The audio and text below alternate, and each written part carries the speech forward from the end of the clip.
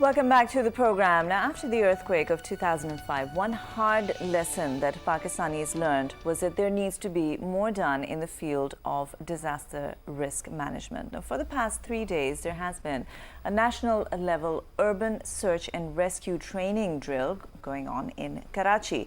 Today, the National Disaster Management Authority is officially handing over trained urban search and rescue teams to the city district governments here in Karachi. Now, General Farooq Ahmed is the chairman of the NDMA. He is with me now live in our Karachi studio. Good morning and welcome to Breakfast at Dawn.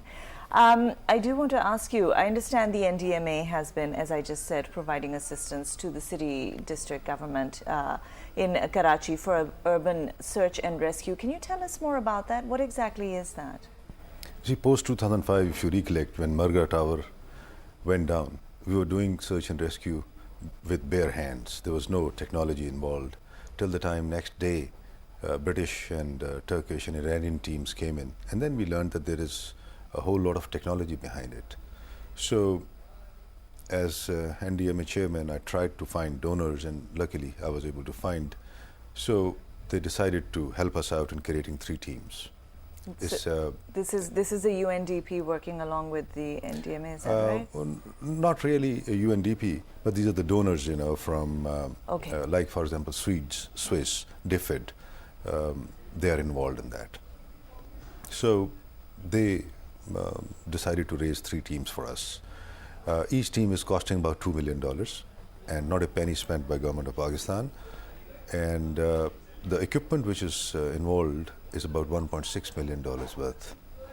It has a canine component of 16 dogs in each team. Okay. And so that's the composition, 88-man team, which is capable of doing any kind of search and rescue and capable of deploying abroad after the international organization known as INSARAC, which deals with search and rescue, certifies this team. So past 1 year, we were helping city government. City government contributed the manpower. Okay. And we trained them, we equipped them.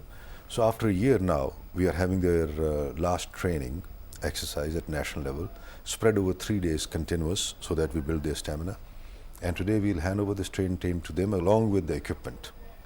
And I just hope that they sustain and maintain this team, because this is a strategic capability now available with this not only city government, but also for the province as well as for the country. So a lot of it depends on the sustenance and maintenance of it. That's the main issue. That's the main issue, that these people are highly trained. Their expectations are more. They are now a commodity which can be traded not only in the country but also abroad. There's so much investment gone in that. So once we certify today that this is a trained team, they have to be looked after because they are valuable now. They can be hired by anyone. So not only that, from the financial point of view, they have to be looked after, but administratively also.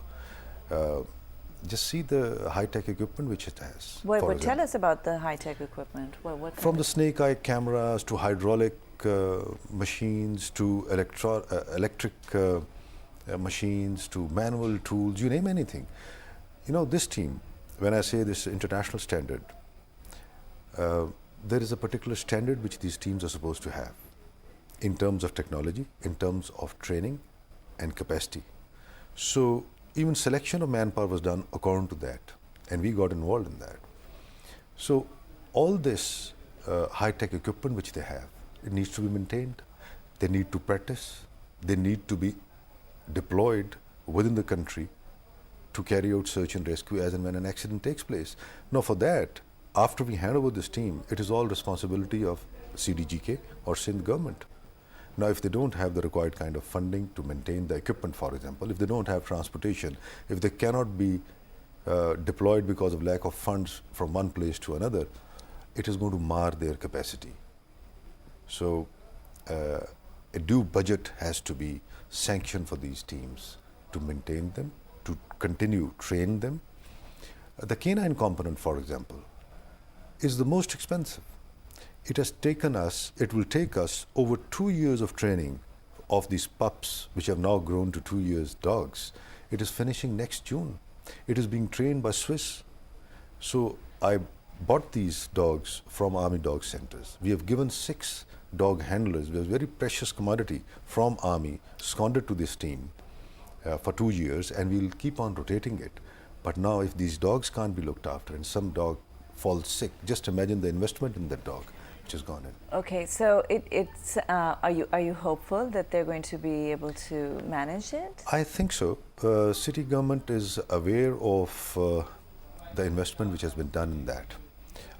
We had a meeting with Governor yesterday, and he assured that necessary steps will be taken to sustain this team. Okay, when we talk about urban search and rescue for Karachi, is this specific to Karachi? It is. No, this is capable of deploying anywhere, even abroad. Okay. It's that kind of a team. It is capable of high-rise search and rescue to waterborne search and rescue. You name anything, international standard. They have the required equipment. The waterborne training is left, which the Navy is going to help us in doing that for Karachi. But it is capable of deploying anywhere in the country, because first 3 days are very crucial for search and rescue. So their transportation very quickly to that area, getting the job done. They should be administratively convenient and they should be administratively independent. All this is inbuilt in the team. So it can be deployed anywhere. But they're based in Karachi? They're based in Karachi because Karachi is such a megapolis that everything and anything can happen in this place. Right. So we decided to have this team for Karachi because we wanted this capability in the south, one team in the north, one team in the center. So one is being trained for Islamabad.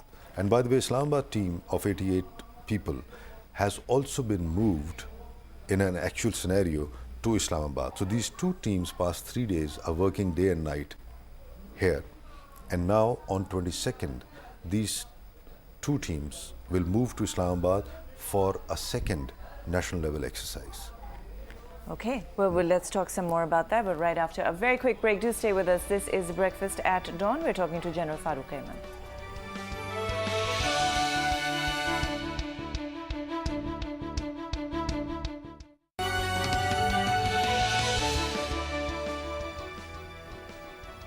Welcome back. You're watching Breakfast at Dawn. Let's get right back to it. I do have a couple of questions for you on Twitter. So I'm going to start with those, and then I have a question of my own as well. We'll come to that in a bit. I have Asif Khan, who is asking, is this training or equipment for all provinces or just Karachi? I see people taking samples from spots with their bare hands, which is what we were talking about. So, but you've already mentioned that it's across the board. It's for everywhere. Yeah, there are 3 teams. 3 teams. 2 have almost come up. The third one is to be trained. So it's for the country, not for only Karachi. Okay, then I have Jahanara, who says, what do they do when there is no search and rescue needed? Well, there is a lot of training which is required to be done, because all this, what we have taught them, is required to be refreshed. So in any case, in Karachi and other places, there's so much keeps on happening, you know, these teams are involved. In one, for example, we used this team, although it was under training, when there was a collapse of building a few months ago. I was going to ask you about that, because that's the biggest problem here in Karachi, that we see a lot of building collapses. So they have already taken part in that, and they extricated 3 people from the rubble, the last incident which took place. Islamabad team, for example, was deployed in Peshawar a few weeks ago when there was a bomb blast. So on-job training also, but they have to be put through refresher courses, which we have developed from them, so they'll be kept busy in that. Okay, and what sort of, I mean, it sounds like quite the project, quite a mammoth project. What kind of organizational issues, for instance, do you have? See, organizational issues stem from the overall National Disaster Management organizational structure. The law provides for maximum powers to the local government, because it's a devolved subject, disaster management. Unfortunately, people are not aware of that, one. Secondly, although they have notified the disaster management authorities at district level, tehsil level, but there is lack of political focus at times. The funds are not available. The law says that the government, provincial governments, are supposed to give certain amount of money for disaster management. Keep aside certain amount of money for disaster management in every annual